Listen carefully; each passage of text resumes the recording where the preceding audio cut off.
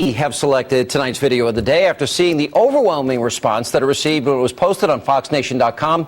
It is the great Paul Harvey's chilling warning for America. It was adapted from his 1964 newspaper column, recorded again in 1995, but it has never been more pertinent than on this day in the year 2013.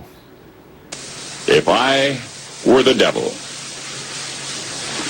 if I were the prince of darkness, I'd want to engulf the whole world in darkness. And I'd have a third of its real estate and 4/5 of its population, but I wouldn't be happy until I had seized the ripest apple on the tree, thee. So I'd set about, however necessary, to take over the United States. I'd subvert the churches first. I'd begin with a campaign of whispers. With the wisdom of a serpent, I would whisper to you as I whispered to Eve, do as you please. To the young, I would whisper that the Bible is a myth. I would convince them that man created God instead of the other way around. I would confide that what's bad is good and what's good is square.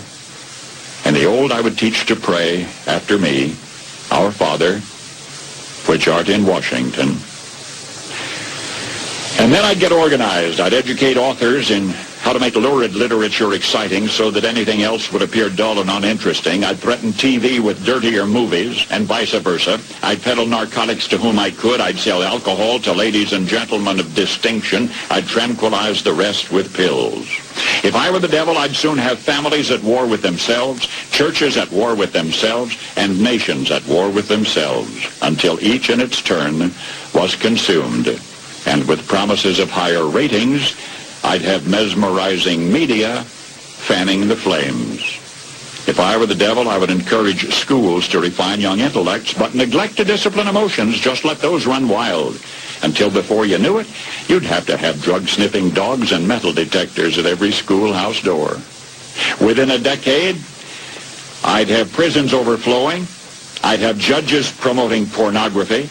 Soon I could evict God from the courthouse, then from the schoolhouse, and then from the houses of Congress. And in his own churches, I would substitute psychology for religion and deify science. I would lure priests and pastors into misusing boys and girls and church money. If I were the devil, I'd make the symbol of Easter an egg and the symbol of Christmas a bottle.